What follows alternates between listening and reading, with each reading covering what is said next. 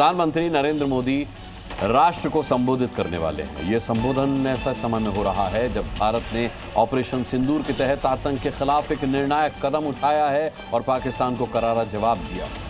Operation सिंदूर अभी जारी है। देश और दुनिया की निगाहें प्रधानमंत्री की ओर हैं। सबके मन में बस एक ही सवाल है कि क्या कहेंगे पीएम मोदी, किन मुद्दों को प्रमुखता से रखेंगे पीएम मोदी। मोदी के संबोधन पर पूरे देश के साथ साथ पाकिस्तान, चीन, तुर्की और अमेरिका की नजरें भी टिकी होंगी। भारतीय सेना ने प्रेस कॉन्फ्रेंस करके बताया कि जवाबी कार्रवाई में पाकिस्तान को कितना बड़ा नुकसान पहुंचाया गया, कैसे पाकिस्तानी एयर डिफेंस सिस्टम को तबाह कर दिया गया और कैसे आखिरकार घुटनों पर आए पाकिस्तान ने सीज फायर की गुहार लगाई, कैसे वो सीज फायर के लिए गिड़गिड़ाया। थोड़ी ही देर में भारत और पाकिस्तान के डीजीएमओ लेवल की बातचीत शुरू होने की उम्मीद है।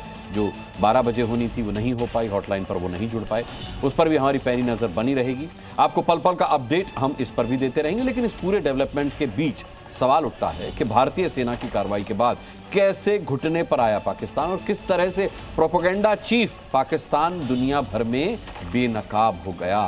साथ ही आतंक के आका को दुनिया अब क्यों कहने लगी फेल स्टेट। आतंक पर दोहरी नीति रखने वाले पाकिस्तान की पोल आखिरकार कैसे खुली और सबसे बड़ा सवाल, आज रात 8 बजे देश के नाम संबोधन में पाकिस्तान को कैसा सबक दे सकते हैं प्रधानमंत्री मोदी।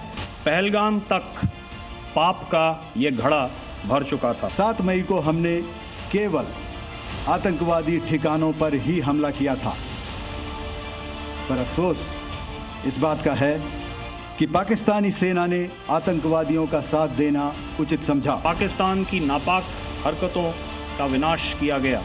आतंकियों पर हमारे सटीक हमले लाइन ऑफ कंट्रोल और इंटरनेशनल बाउंड्री को पार करे बिना किए गए थे। जब जब पाकिस्तान एयरफोर्स ने हमारे एयरफील्ड्स और लॉजिस्टिक इंस्टॉलेशंस में लगातार हमले किए, वो इस मजबूत एयर डिफेंस ग्रिड के सामने विफल हो गए। चाहे वो टर्किश ड्रोन्स हो या और कहीं के भी ड्रोन्स हो, चाहे किसी भी तरह की टेक्नोलॉजी आ जाए, हम उसको काउंटर करने के लिए तैयार हैं। जब हौसले बुलंद हो तो मंजिलें भी कदम चूमती हैं। हमारी सभी मिलिट्री बेसिस और सारे इक्विपमेंट और सिस्टम्स ऑपरेशनल हैं और ज़रूरत पड़ने पर अपने अगले मिशन के लिए तैयार हैं। हमने केवल सीमा से सटे सैन्य ठिकानों पर ही नहीं कार्रवाई की, बल्कि भारत की सेनाओं की धमक उस रावलपिंडी तक सुनी गई, जहां पाकिस्तानी फौज का हेडक्वार्टर मौजूद। चलिए, अब बहुत गंभीर मुद्दा है। प्रधानमंत्री नरेंद्र मोदी बोलेंगे, ये सभी को उम्मीद थी, अपेक्षा थी, और घड़ी में अब काउंटडाउन शुरू हो चुका है। क्या कहेंगे प्रधानमंत्री? बहुत सारे सवाल मैं जानता हूं आप देशवासियों के मन में हैं। आइए टटोलते हैं, प्रधानमंत्री क्या कुछ कह सकते हैं। सेना ने तो अपने शौर्य की गाथा कह दी है, सुना दी है, बता दी है, दिखा दी है, इसलिए हम हमेशा कहते हैं जय हिंद की सेना। आज इसी मुद्दे पर बात करने के लिए हमारे साथ जो पैनलिस्ट हैं उनका मैं इंट्रोडक्शन करा दूं। बहुत गणमान्य मेहमान आज हमारे साथ जुड़ रहे हैं। भारतीय जनता पार्टी से प्रवक्ता प्रेम शुक्ला हमारे साथ हैं। Lieutenant general retired Shankar Prasad रक्षा विशेषज्ञ के तौर पर हमारे साथ हैं। Group captain retired UK Devnath रक्षा विशेषज्ञ के तौर पर यहाँ स्टूडियो में मेरे साथ मौजूद हैं। कैप्टन रिटायर्ड श्याम कुमार रक्षा विशेषज्ञ के तौर पर यहाँ स्टूडियो में मेरे साथ मौजूद हैं। कर्नल रिटायर्ड शशांक कौशल रक्षा विशेषज्ञ के तौर पर यहाँ स्टूडियो में मेरे साथ मौजूद हैं। सीनियर जर्नलिस्ट राज किशोर जी मेरे साथ यहाँ मौजूद हैं और पूर्व राजनायक सुशील सिंघल हमारे साथ इस डिबेट का हिस्सा होंगे।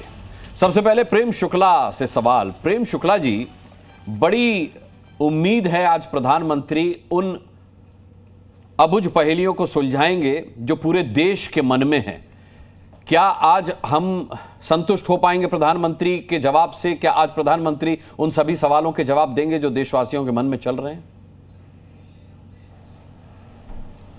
देखिए अनुराग जी, सबसे पहले तो इस देश के जो वीर जवानों ने जिस अदम्य साहस का परिचय दिया है वह अत्यंत अभिनंदनीय है। तो मुझे लगता है आदरणीय प्रधानमंत्री जी भारतीय सेना के शौर्य का अभिनंदन निश्चित तौर पर करेंगे।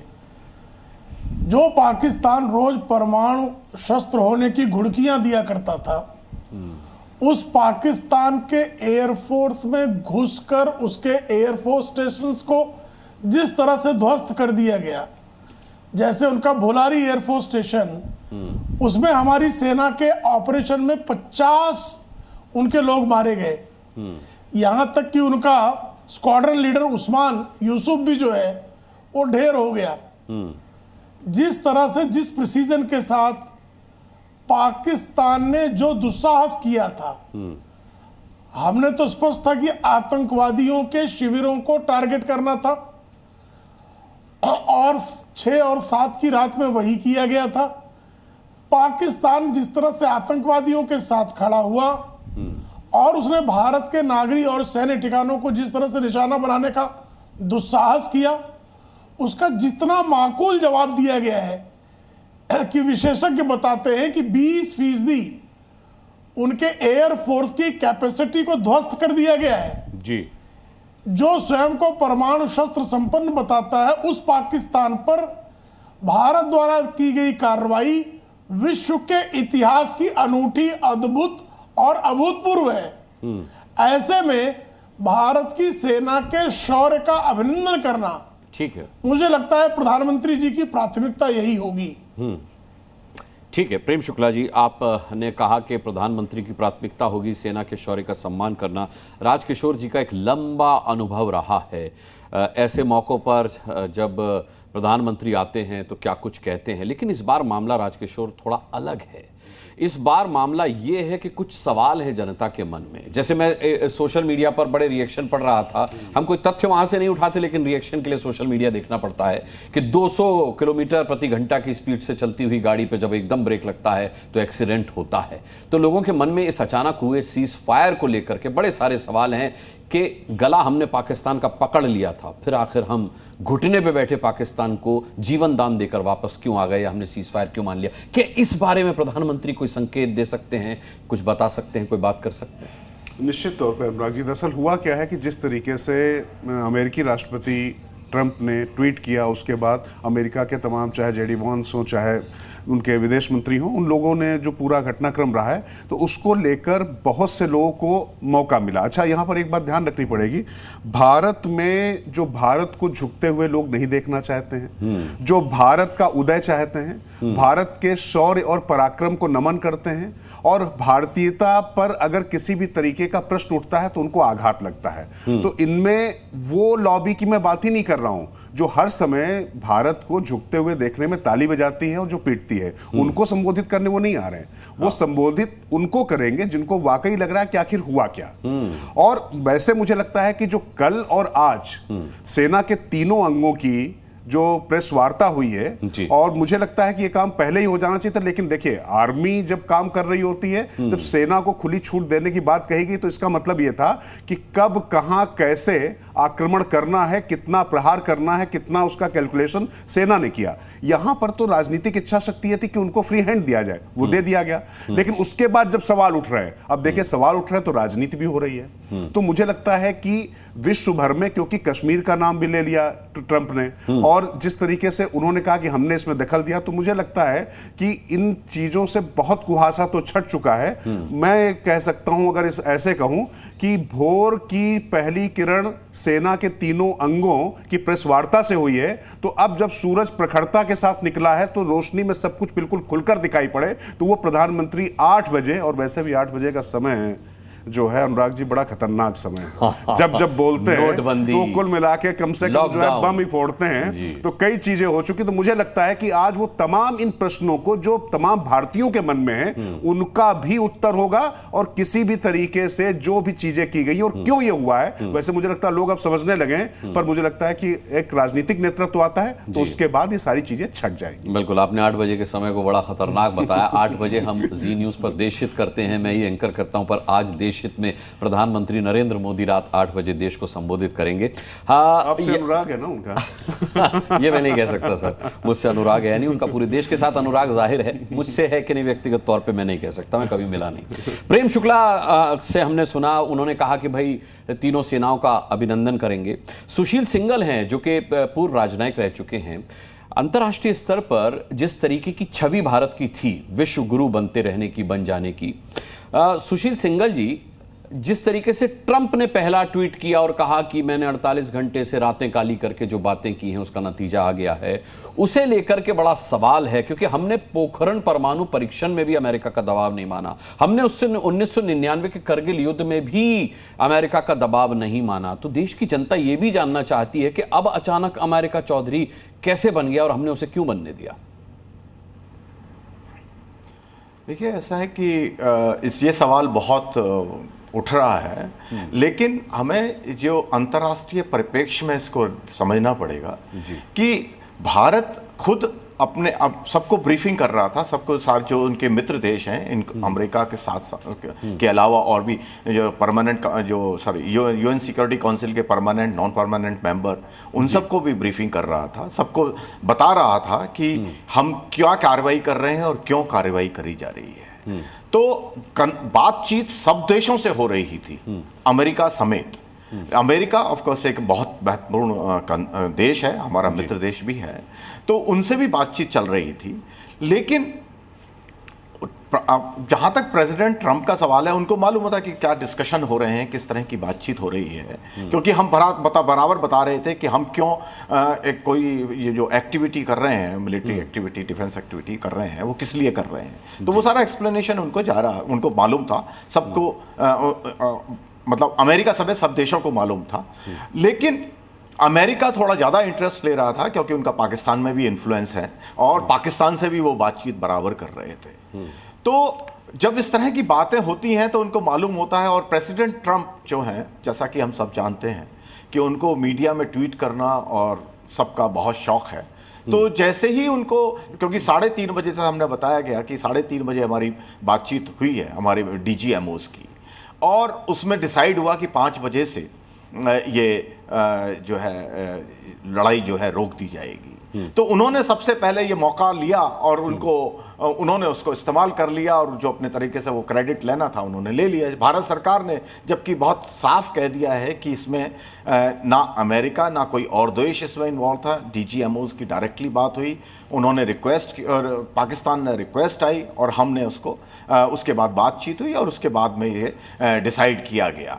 तो इससे क्या हुआ है, क्योंकि प्रेसिडेंट ट्रंप ने ट्वीट कर दिया, तो उससे सबको लग रहा है कि जैसे अमेरिका ने ही किया, उधर दूसरी तरफ पाकिस्तान ने, क्योंकि वो तो मौका देख रहे थे कि उसको हम बताएं कि हमने भाई भारत से सीधी बात नहीं की, हम तो किसी मध्यस्थता के बाद उसके तरीके से किया गया है और अमेरिका ने मध्यस्थता किया, तो इसलिए हमने किया। तो उनके जो प्राइम मिनिस्टर्स, डिफेंस मिनिस्टर, उनके जो विदेश मंत्री, सब लोगों ने वो ट्वीट कर डाला और अमेरिका को, प्रेसिडेंट ट्रंप को धन्यवाद दिया। तो इससे एक बहुत बड़ा कंफ्यूजन क्रिएट हो गया। लोगों को लगा कि शायद अमेरिका ने बहुत बड़ा इसमें रोल प्ले किया, कि जो कि वास्तविकता से बहुत प्रधानमंत्री आज दूर करेंगे क्या? आपको क्या लगता है? आप तो एक्स डिप्लोमेट रहे हैं। मेरे ख्याल से, क्योंकि जिस तरह से सवाल उठ रहे हैं, हो सकता है कि प्राइम मिनिस्टर इसको टच करें, उसको अपनी पक्ष बताएं कि हमने किस तरह की सीक्वेंस ऑफ इवेंट हुई है, और जनता को, क्योंकि भारतीय जनता को प्रधानमंत्री जो बोलेंगे उस पर विश्वास है, तो मेरे ख्याल से उसमें वो टच कर सकते हैं, क्योंकि बहुत ज़्यादा ये फैलता जा रहा है, तो इसको रोकना बहुत ज़रूरी है, क्लैरिटी देनी ज़रूरी है। तो हो सकता है कि प्राइम मिनिस्टर इसको टच करें, वो इसको भी। ठीक है, मैं लौटूंगा आपके पास। लेफ्टिनेंट जनरल शंकर प्रसाद जी भी हमारे साथ हैं।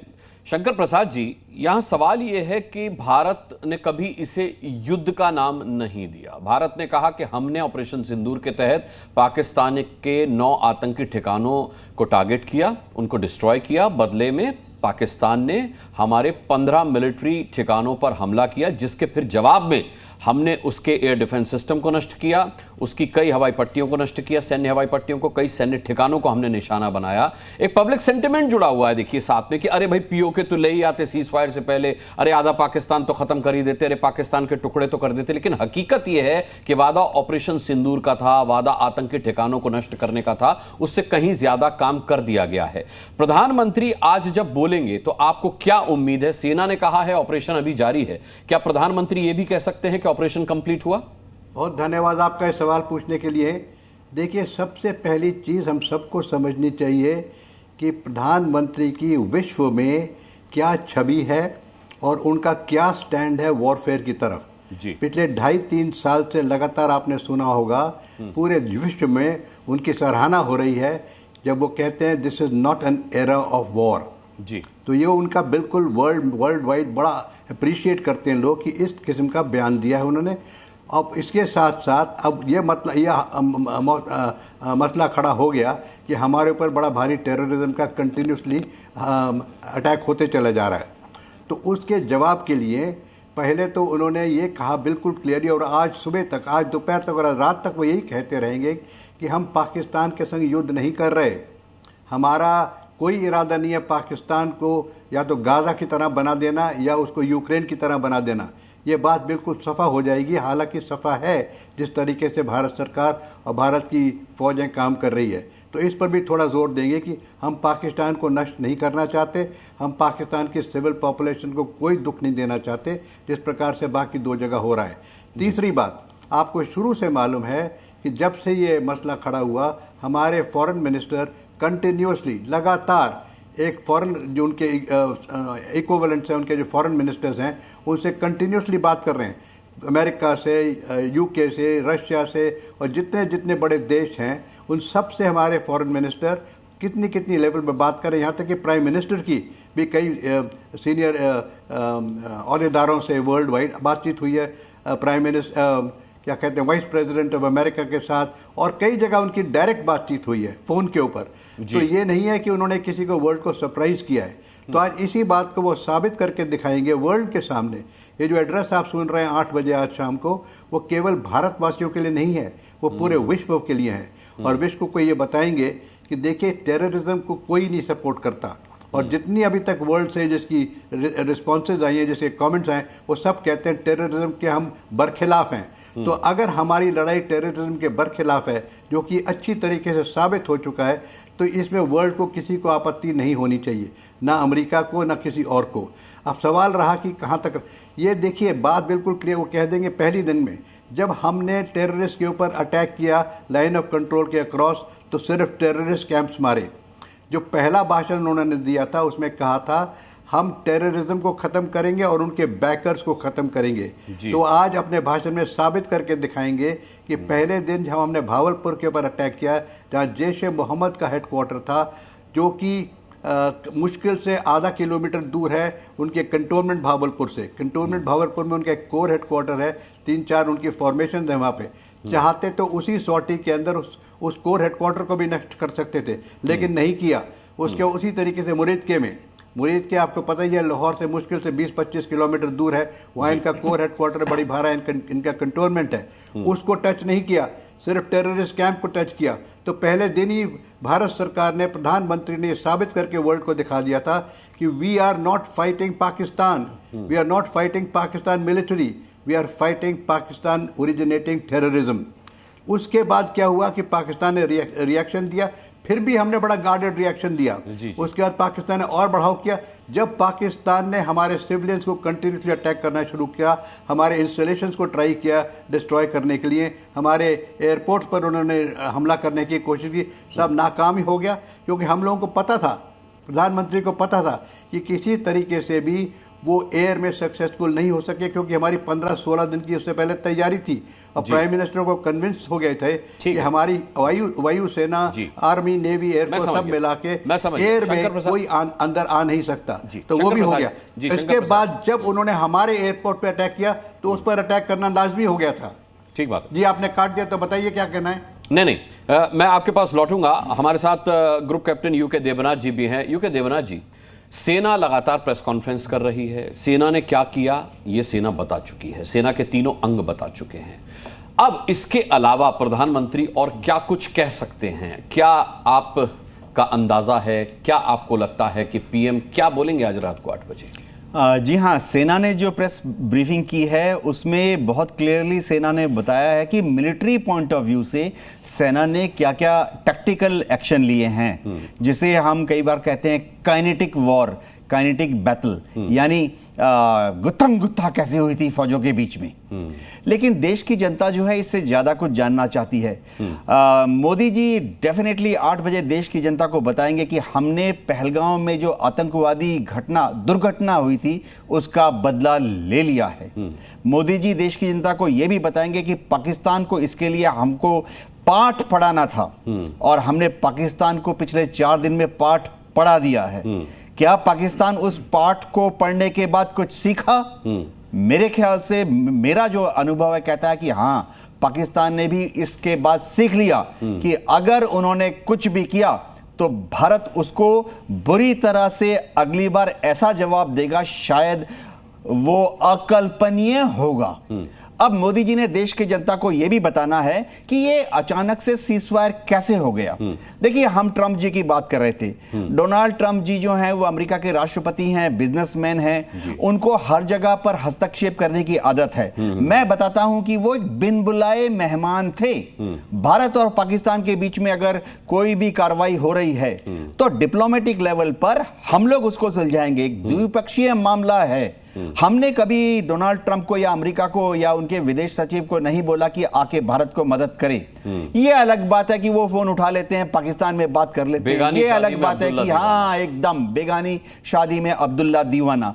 ट्रंप जी की एक मजबूरी है, रिपब्लिकन पार्टी से बिलोंग करते हैं, उनके कैंडिडेट जो हैं टच एंड गो 0% से जीत रहे हैं सब जगह पर। वो अपनी डोमेस्टिक ऑडियंस को दिखाना चाहते हैं कि बहुत बड़े नेता हैं, बहुत बड़े अच्छे कूटनीतिक राजनीतिक हैं, दुनिया के अगले 10-20 साल रिपब्लिकन पार्टी ही चलाएगी, तो हम उनको मुआफ कर देते हैं। लेकिन डिप्लोमेटिक प्रोटोकॉल यह कहता है कि उन्हें ऐसा नहीं करना था।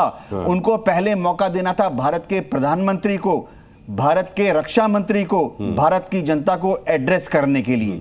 जी कैप्टन श्याम कुमार जी, आपसे मैं जानना चाहूंगा कि ऑपरेशन सिंदूर के जरिए बखूबी बदला लिया हमने, ये देवनाथ जी का मानना है।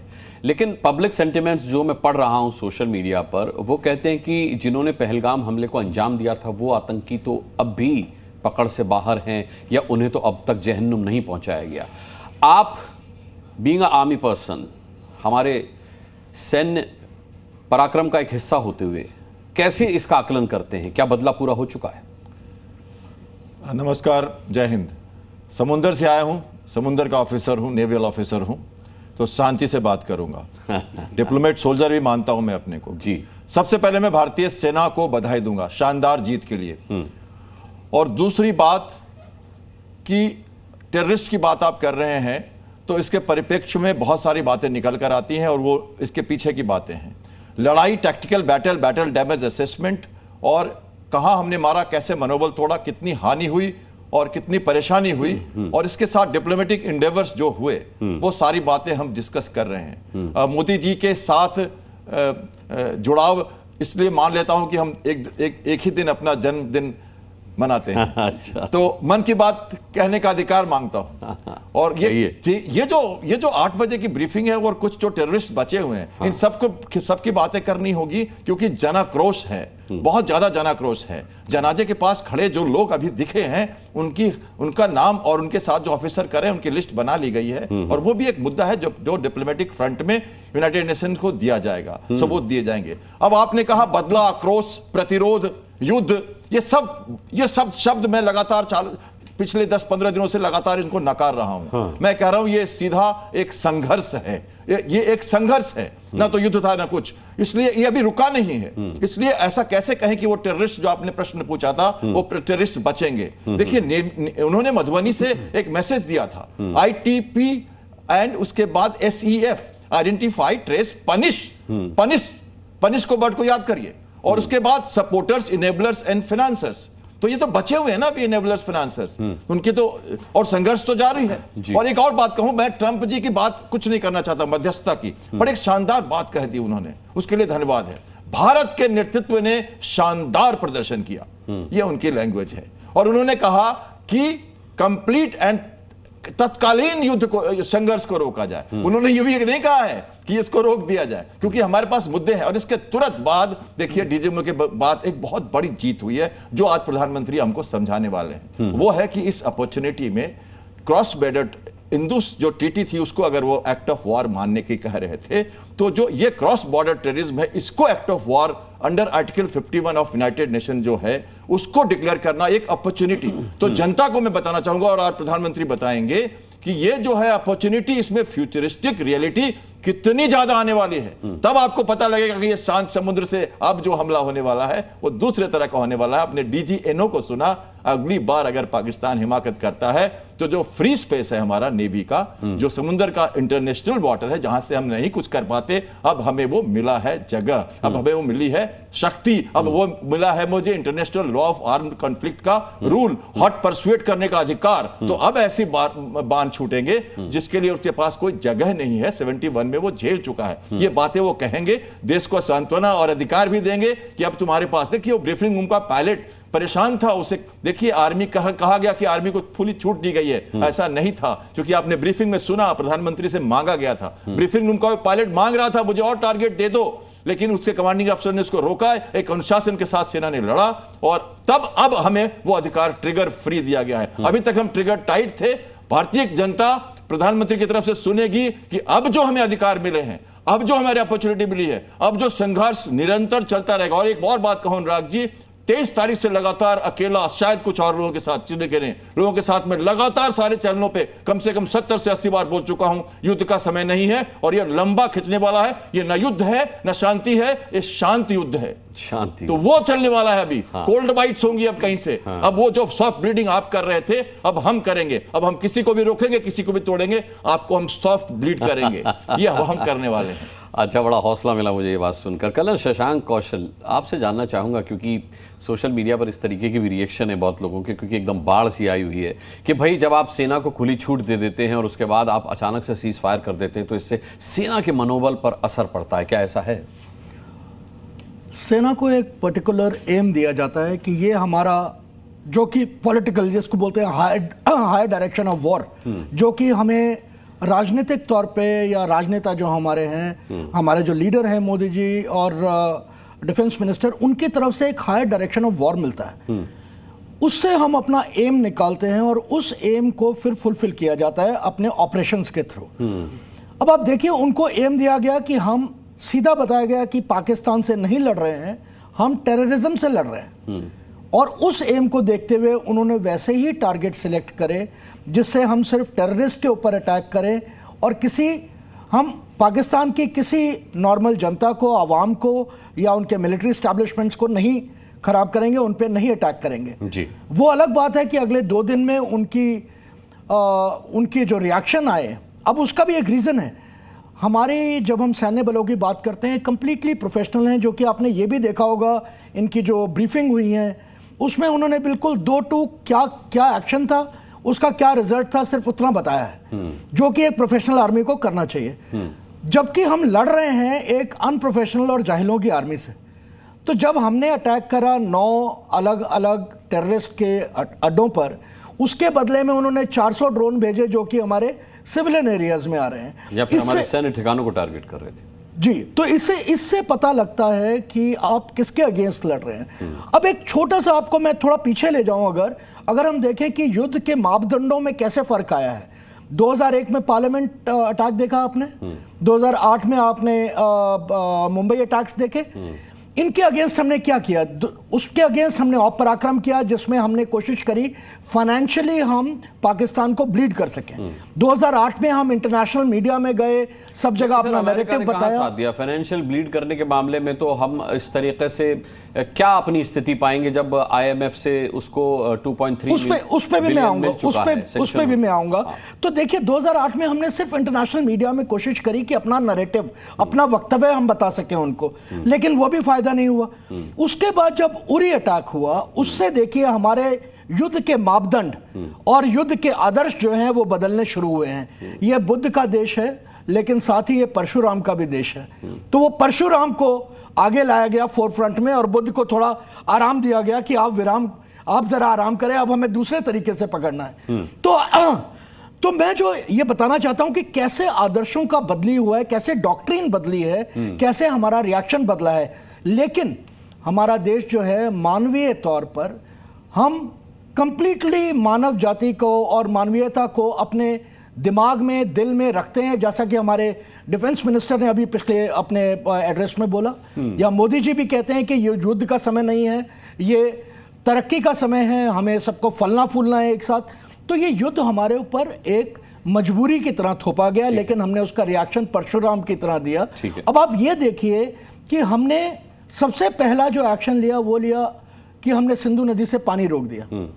उसके बाद हमने उनको दूसरा एक्शन किया, उनके ऊपर जो टेररिस्ट कैंप्स को हमने डिस्ट्रॉय किया। लेकिन जब उनकी तरफ से अफरा तफरी में अटैक आए तो उसके बाद हमने उनके मिलिट्री के ठिकानों को भी नुकसान पहुंचाया, जिससे बताया कि अभी हमारे पास ताकत और है, हमें और उकसाओ नहीं।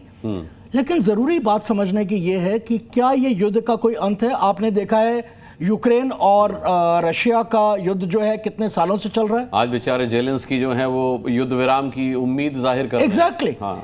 तो एग्जिट स्ट्रैटेजी नहीं है उनके पास, ठीक है, जो कि हम युद्ध से पहले प्लानिंग करते हैं कि हमारी एग्जिट स्ट्रैटेजी क्या होगी। दूसरा, आप देखिए गाजा और इजराइल का, वो लड़ाई कभी रुकने वाली नहीं, और ये किसी देश के लिए तरक्की के लिए अच्छा नहीं हो सकता कि अगर युद्ध जो है बिना रुके चलता रहे लगातार। इसलिए ये एक अपॉर्चुन मोमेंट था जबकि पाकिस्तान घुटनों पे गिरा हुआ था और हमारी मानवीयता ने हमें अलाउ किया कि हम उनको एक युद्ध विराम दें। इस इजराइल और हमास और रूस यूक्रेन पर राजकिशोर जी मैं आपसे सवाल पूछूंगा, लेकिन उससे पहले प्रेम शुक्ला जी आपसे एक सवाल पूछना चाहूंगा कि प्रधानमंत्री के देश के नाम संबोधन से पहले ये इस तरीके के देश के अंदर विपक्ष के जो हमले हैं कि नाम नरेंद्र काम सरेंडर, ये कितने घातक हैं, ये कितने दुर्भाग्यपूर्ण हैं, ये इसको आप किस तरीके से लेंगे? अभी प्रधानमंत्री बोले नहीं, अभी आप मांग कर रहे हैं कि प्रधानमंत्री कब बोलेंगे, प्रधानमंत्री कब बताएंगे, प्रधानमंत्री कहां है, आ रहे प्रधानमंत्री रात को 8 बजे बोलेंगे, लेकिन उससे पहले इस तरीके का कैंपेन, ये कितना दुर्भाग्यपूर्ण है? निश्चित तौर पर दुर्भाग्यपूर्ण है और विपक्ष से जिम्मेदार विपक्ष की हमको अपेक्षा थी, लेकिन विपक्ष बारंबार जो है इस देश की अपेक्षाओं पर खरा उतरने की बजाय पाकिस्तान परस्त नैरेटिव बनाने में जुटा हुआ है। आपने देखा कि पाकिस्तान के ISPR ने जो प्रेस कॉन्फ्रेंस की उसमें भारत के कांग्रेस के नेताओं और विपक्ष के नेताओं के तमाम बयानों का उसने दुरुपयोग किया, और ये कोई पहली मर्तबा नहीं है। संयुक्त राष्ट्र के फोरम पर भी भारत में आज जो विपक्ष के नेता हैं उनके बयानों का दुरुपयोग पाकिस्तान करता रहा है। तो ये अपेक्षा है कि ऐसे अवसर पर कांग्रेस और पूरा विपक्ष जो है वो जिम्मेदार विपक्षी भूमिका निभाए, लेकिन दुर्भाग्यपूर्ण है कि उसमें सफल नहीं रहा है, विफलता ही हाथ लगी है। सवाल ये पैदा होता है कि हमने भारत ने एक संप्रभु राष्ट्र के रूप में किया क्या। देखिए, ये जो युद्ध में जो संयम की हमने जो निर्णय भी जो लिया, वो निर्णय किसका है आप भली बात जानते हैं। Director general of military operation ने, पाकिस्तान के director general of military operation ने भारत के director general of military operation से निवेदन किया कि आप कृपा करके जो है संयम बरतें, युद्ध विराम कर दें। और ये निर्णय DGMO का है। DGMO के इस निर्णय पर स्वाभाविक तौर पर राजनीतिक सहमति है, लेकिन निर्णय हमारी सेना ने लिया है। अब सेना के निर्णय पर यह कहना कि मोदी जी सरेंडर हो गए हैं, क्या हमारी सेना सरेंडर कर सकती है क्या? जिस सेना ने एक परमाणु शस्त्र संपन्न राष्ट्र की 20% उसका जो एयर कैपेसिटी निपटा दिया। ये रामियार खान का एक जो है, ये आसिफ अली जरदारी जो पाकिस्तान के राष्ट्रपति हैं, उनका एक जला हुआ ये पोस्टर देखिए, तस्वीर गिरी हुई है। ये पाकिस्तान की वर्तमान स्थिति का सबसे बड़ा जो है प्रमाण है कि किस तरह से रामियार खान, उनका जो एयर बेस है, उस पर जो हमारी सेना ने जिस तरह का स्ट्राइक किया, जो उसकी दुर्दशा की, जिस तरह का ध्वंस किया, उस ध्वंस से पाकिस्तान अमेरिका की शरण में गया। और न केवल अमेरिका, वो सऊदी अरेबिया, UAE, कतर, जो भारत के तमाम मित्र राष्ट्र हैं, उन सारे मित्र राष्ट्रों के चरणों में शरण था वो, कि किसी तरह से अब जो है भारत की तरफ से जिस तरह का आक्रमण हो रहा है, जिस तरह से आप समझिए कि अगर उनका 20% जो है एयरबेस ध्वस्त कर दिए गए, उनके तमाम जहाज जो है फंस गए, वो उनके जो लड़ाकू विमान थे वो उड़ान भरने की स्थिति में नहीं थे। ये दुर्दशा जो है भारत ने की, जो परमाणु शस्त्र की जो है धमकी चमकी देता था, उसकी ये दुर्दशा की गई। इस पर भारत की सेना के इस शौर्य को जो है गर्व करने की बजाय भारत के प्रधानमंत्री पर राजनीतिक विपरीत टिप्पणियां करना, ये आप बारंबार जो कांग्रेस कहती है 1971 के युद्ध में इंदिरा गांधी के साथ हमारा विपक्ष खड़ा रहा, भारतीय जनसंघ जो है तब विपक्ष में था, और भारतीय जनसंघ के नेताओं ने दुर्गा की उनको जो उपमा दी। लेकिन आज जो है किस तरह की दुर्गति कांग्रेस की हुई पड़ी है, ये आप देखिए। 1965 के युद्ध में पूरा देश खड़ा रहा। आप ध्यान कीजिए, कारगिल के युद्ध में कांग्रेस खड़ी नहीं हुई, और जब कांग्रेस का 2004 से 14 तक उनका शासनकाल रहा, कारगिल विजय दिवस नहीं मनाया, तो कांग्रेस कितना नीचे गिरी हुई पार्टी है, ये इसका प्रमाण है। ठीक है, प्रेम शुक्ला जी मैं लौटूंगा आपके पास। राजकिशोर जी, जैसा कर्नल रिटायर्ड शशांक कौशल ने जिक्र किया 2 युद्ध का, हमास और इजराइल के युद्ध का, और उन्होंने जिक्र किया रूस और यूक्रेन के युद्ध का। डोनाल्ड ट्रंप कहा करते थे कि जी मैं सत्ता में आऊंगा तो मेरे सत्ता में आने के 15 दिन बाद ही रूस यूक्रेन का युद्ध मैं खत्म करवा दूंगा। वो नहीं करवा पाए, वो युद्ध आज तक चल रहा है। जेलेंस्की को आज उम्मीद है कि तुर्की में पुतिन आएंगे, युद्ध विराम होगा। क्या ये अच्छा मौका था ट्रंप के लिए क्रेडिट लेने का? क्योंकि इस पर स्थिति प्रधानमंत्री को क्लियर करनी बहुत जरूरी है कि आखिर ये ट्रंप ने तुर्क के इक्की की तरह इस अवसर का लाभ क्यों उठाया है। दरअसल अनुराग जी, मुझे लगता है कि जो गणमान्य जो बहुत सेनाओं को जिन्होंने पूरा जीवन समर्पित किया वो लोग हैं, वो लोग इस बात से पूरी तरीके से सहमत होंगे। अस्त्र उठाकर उसको चला देना, उसका संधान कर देना इतना कठिन नहीं है, बल्कि अस्त्र उठाकर सही समय पर उसका संधान करना और लगातार उसको उठाए रहना, दुरुपयोग ना। और दूसरी बात है भुजबल, यानी आपका इतना बाहुबल होना चाहिए कि उसको आप संभाल के रख पाए। तो जिसको मैं कहता हूं कि इस पर तो मुझे लगता है कि देश में अगर कोई इस पर सवाल उठाता है सेना के पराक्रम पर, तो फिर उसकी मैं बुद्धि पर तरस खा सकता हूं, इससे ज्यादा नहीं। लेकिन जो बात आप कह रहे हैं कि आप यूक्रेन और रशिया को क्या लगा था कि अभी 15 दिन में हम युद्ध समाप्त कर देंगे। इजराइल हमास का युद्ध रुकने का नाम नहीं ले रहा है। अब यहां पर स्थिति यह है कि हमने कभी कहा नहीं कि हम युद्ध कर रहे हैं, हम तो जो है आतंकवादी थे, उनके ठिकानों को नेस्तनाबूद कर रहे थे। मुझे लगता है कि ये तैयारियां भी एक दिन में नहीं हुई। ये तो आपको क्रेडिट देना पड़ेगा 2014 में से, जब से नरेंद्र मोदी सरकार आई, उन्होंने किस तरीके से सेनाओं को इतना सक्षम बनाने में मदद की। सेनाओं का तो शौर्य और पराक्रम ऐसा था कि 1965 में जब पाकिस्तान की तुलना में हमारे पास इक्विपमेंट्स कम होते थे, हमारी जीडीपी उनसे कम होती थी, उस समय भी पानी भर भर के उस पानी में गन्ने के खेतों में डुबा दिया उनको। लेकिन आज की तारीख में जिस तरीके से हमने अपनी सेनाओं को समृद्ध किया, उन्नत किया, उस तरीके से आप समझ लीजिए कि ये छोटी बात नहीं है युद्ध से निकलना। और अभी क्या ऑपरेशन बंद हो गया क्या? ऐसी कोई बात की गई? जो लोग कह रहे हैं कि अभी लोग पकड़ में नहीं आए, तो अभी तो कहा गया है कि उनको मिट्टी में मिलाने के आखिरी उपक्रम किए जाएंगे। तो वो तो चल ही रहा है ना। ये तो वायुसेना ने भी कहा, थल सेना ने भी कहा, और नौसेना बिल्कुल तैयार बैठी हुई है। संधि विराम है, पूर्ण विराम नहीं है। बिल्कुल। और मुझे लगता है कि ये जो सेना ने कह दिया ऑपरेशन सिंदूर अभी जारी। जी बिल्कुल। और मुझे लगता है कि जो लोग बहुत जल्दबाजी में, फिर कह रहा हूं कि ये दरअसल पीढ़ी जो है ना बहुत ज्यादा जो है शॉर्ट्स वाली और मैगी वाली हो गई है। युद्ध जो है ना बड़े कालखंडों में लड़ते हैं। हाँ, और मुझे लगता है कि ये निरंतरता और लगातार दबाव बने रहकर, अभी क्या इंडस जो वाटर ट्रीटी है वो क्या, उसका क्या स्टेटस है ये आप नहीं जान रहे। किस तरीके से पाकिस्तान को घेरा गया है, और भाई बिल्ली को इतना भी कॉर्नर नहीं किया जाता है कि वो गले में चिपट जाए। और सबसे बड़ी बात है कि दुनिया के सामने जब प्रधानमंत्री मोदी लगातार कह रहे हैं कि युद्ध का समय नहीं है, विकास का समय है, और युद्ध और बुद्ध की बात को भी लोगों ने बड़ा गलत तरीके से ले लिया। बुद्ध क्या कायरता का संदेश देते हैं? अहिंसा कायरता नहीं है। बुद्ध साम्राज्यों ने भी साम्राज्य बनाए, उसकी रक्षा की। तो इसलिए इस बात को समझना पड़ेगा कि हम सिर्फ साम्राज्य बनाने में नहीं, उसको रोकने में भी सक्षम है और उसकी रक्षा करने में भी सक्षम है। और आज प्रधानमंत्री, मुझे लगता है कि जो सबसे बड़ा सवाल लोगों के सामने है कि ये संधि जो हुई है, संधि विराम जो हुआ है, इसको लेकर क्या कुहासे पड़े हुए हैं। सेना को जो अपना काम करना था कर दिया। आज इन सब सवालों का जवाब मिल जाएगा निश्चित तौर पर। और ये बात प्रधानमंत्री नरेंद्र मोदी भी जानते हैं कि इसके जवाब अगर वो नहीं देते हैं तो तमाम, मैंने आपसे शुरुआत में कहा था अनुराग जी, तमाम लोग इस देश में ऐसे हैं जो भारत को उठता हुआ, भारत के शौर्य पराक्रम और भारत की जो तमाम जो बढ़ती हुई ताकत है उसको पार्टी विशेष से जोड़ देते हैं। जबकि कायदे से जब भारत बढ़ रहा है तो किसी के भी दौर में बढ़ रहा हो, वहां पर आपको पूरी तरीके से खुलकर खड़े होना चाहिए। और ये जो साइड से सियारों जैसा जो वार किया जा रहा है ना, तो ये आप दरअसल, अब सियारों का हश्र क्या होता है? अगर आप सिंह से लड़ेंगे, और सिंह मैं किसी पार्टी को नहीं कह रहा हूं, मैं कह रहा हूं कि जब हमारी सेना यहां पर उतरी हुई है, उसके शौर्य और पराक्रम के सामने, उसके तप के आगे, उसके ताप के आगे आप वहां पर रुक नहीं सकते। मुझे लगता थोड़ा सा अधीर नहीं होना था, थोड़ा सा विराम उनको भी रखना था। हमेशा अधीर रहे ये लोग। इन्होंने तो एयर स्ट्राइक की, इन्होंने सर्जिकल स्ट्राइक के सबूतों की बात की है। सेना ने जब आके प्रेस कॉन्फ्रेंस की, इन्होंने उसको नहीं माना है।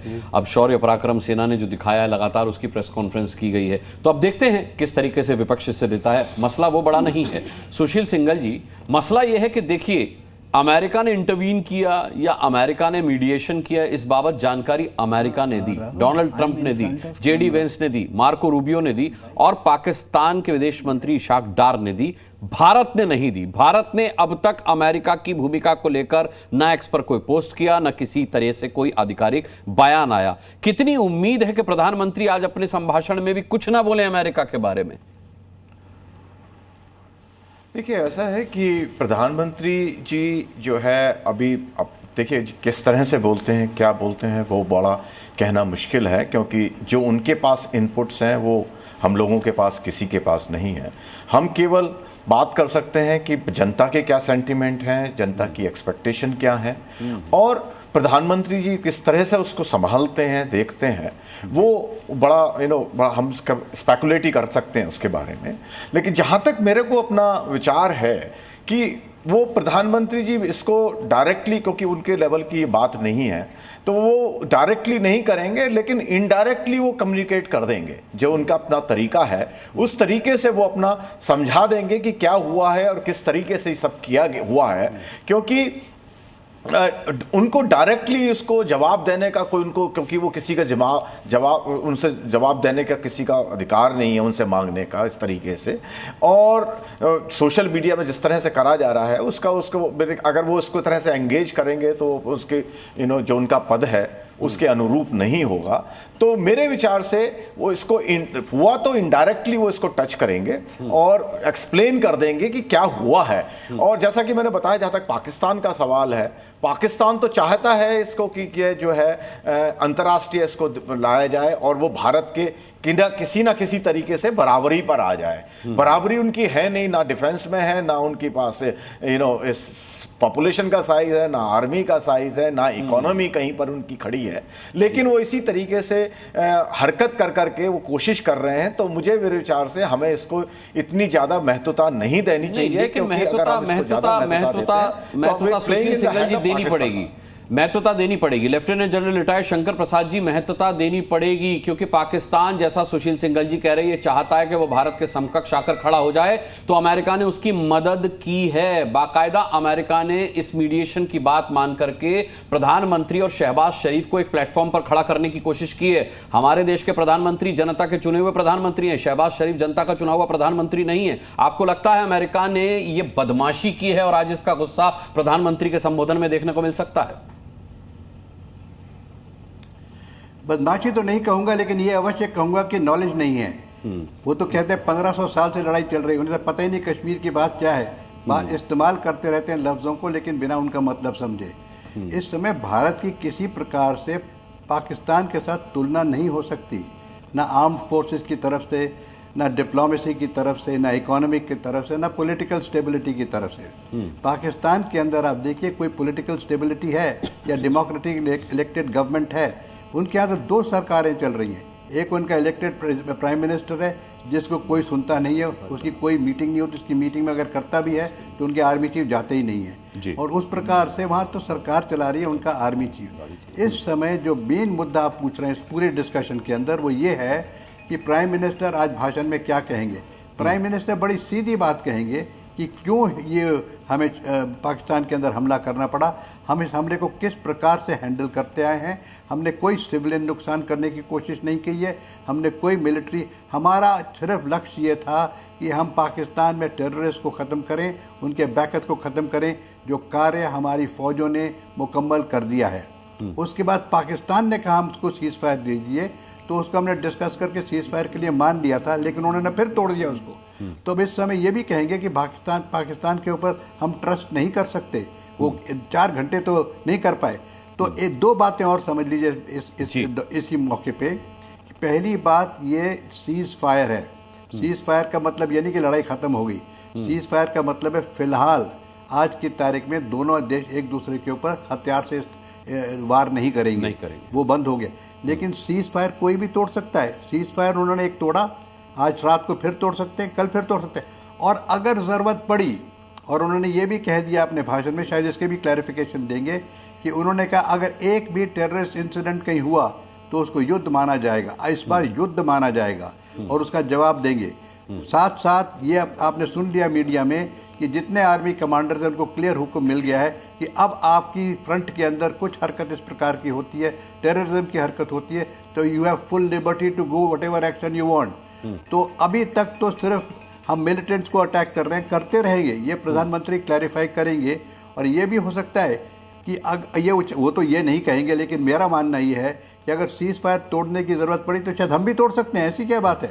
सीज फायर को अगर वो तोड़ सकते हैं, अगर हमारे ऊपर उन्होंने कोई हरकत की, कोई गलत काम किया, तो उसका जवाब फिर मिलेगा। Cease fire is nothing. दूसरा, वो जो हमारी इंडस वाटर ट्रीटी है वो भी हेल्ड इन अबेयंस है, वो अभी उसके ऊपर कोई बातचीत नहीं हुई है, पानी इनका रुक रहा है, जिस प्रकार से उसको चलना है वो चल रहा है। तो अभी हमने चारों तरफ से इनको घेर रखा है और वो बताएंगे कि किस प्रकार से हमने फाइनेंशियल एक्शन टास्क फोर्स को, इकोनॉमिकली इनको किस तरह से हम कोशिश कर रहे हैं, वर्ल्ड ओपिनियन किस तरह से, सारे देशों से हमने बात की है।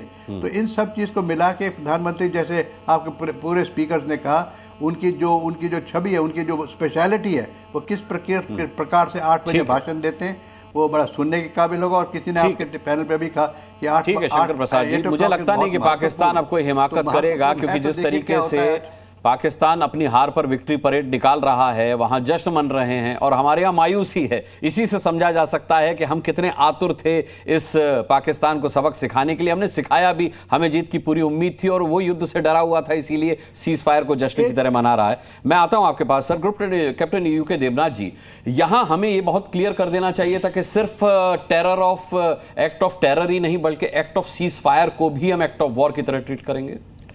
देखिए, मैं क्या बोलना चाहता हूं, जब ये शुरू हुआ मामला तो फौज में बहुत क्लियर है कि शुरुआती दौर में ही किसी कमांडर को, प्राइम मिनिस्टर भी कमांडर हैं, selection and maintenance of war, ये एक प्रिंसिपल है कि आप सिलेक्ट कीजिए कि आपका ध्येय क्या है, उसके बाद उस ध्येय से विचलित ना हुई और ध्येय को आगे भी ना बढ़ाइए। नहीं, लेकिन वो सीज फायर का वायलेशन करता है तो आतंकियों की घुसपैठ के लिए करता है, तो act of cease fire violation को भी हम एक्ट ऑफ वॉर माने, ये क्लॉज होना चाहिए था उसमें। डेफिनेटली मैं बताता हूं आपको कि थोड़ा सा टेक्निकल मिलिट्री इश्यूज है। देखिए, अगर हम चाहते हैं कि अगर इन्होंने हमारे भारत में घुस के कुछ किया तो हम उसको एक्ट ऑफ वॉर मान लेंगे, तो ये बहुत पैराडाइम शिफ्ट है हमारे भारत सरकार की जो पॉलिसी है, जो कि उन्होंने आर्मी, नेवी, एयरफोर्स को डिकेट से दी है। मैं आपको एक एक्सट्रीम व्यूज देता हूं। इजराइल की एयरफोर्स, इजराइल की फौज, वहां हमेशा 2 एयर बेसेस में 4 हवाई जहाज 8 बॉम्ब लेके तैयार रहते हैं साल के 365 दिन। और उनको जैसे ही शिनबेट से या मोसाद से कहीं से भी खबर मिलती है, वो तुरंत 5 मिनट में टेक ऑफ करके जाते हैं, हिजबुल्लाह को बॉम्ब कर देते हैं। लेकिन क्या ये हमने डिसाइड कर लिया हम ऐसा करेंगे? ये बहुत ही लंबा चौड़ा इस पे स्टडी की दरकार है, इतना आसान नहीं है। गवर्नमेंट से ministry of defence has to issue long policy letter on this. 10 page का होगा, 20 पेज का होगा, जो कि आर्मी हेडक्वार्टर में 40 पेज का एक डॉक्यूमेंट बन जाएगा।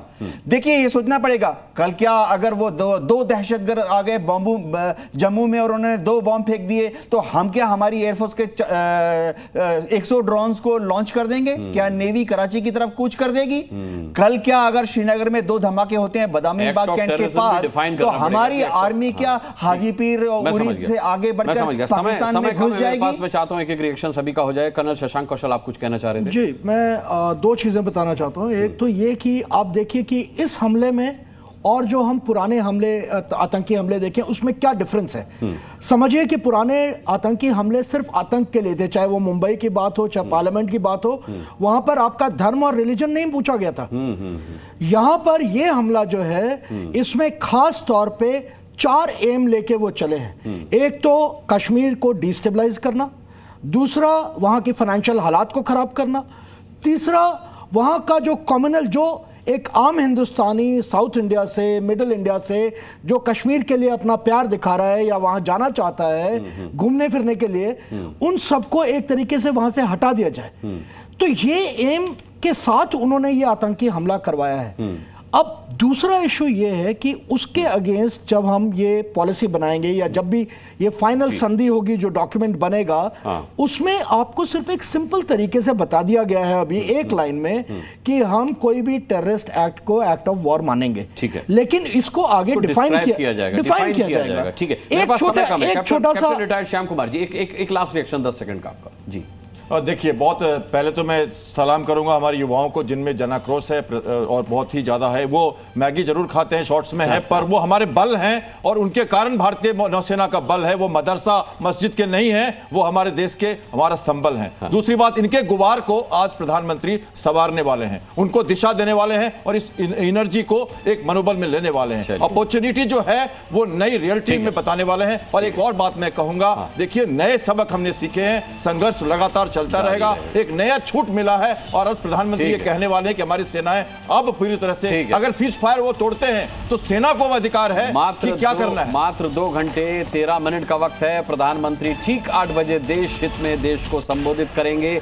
देखते हैं प्रधानमंत्री क्या कुछ कहते हैं, कितने सवालों के जो आपके मन में हैं उनके जवाब प्रधानमंत्री आज अपने संबोधन में देते हैं। इसी उम्मीद के साथ सभी पैनलिस्ट का बहुत बहुत धन्यवाद आज ताल ठोक के में शामिल होने के लिए। आप दर्शकों का भी बहुत बहुत शुक्रिया ताल ठोक के देखने के लिए। कल शाम 5 बजे फिर एक मुद्दे के साथ ठोकेंगे ताल, पूछेंगे सवाल। तब तक के लिए अपना बहुत बहुत ख्याल रखिएगा। मुझे अभी के लिए इजाजत दीजिए।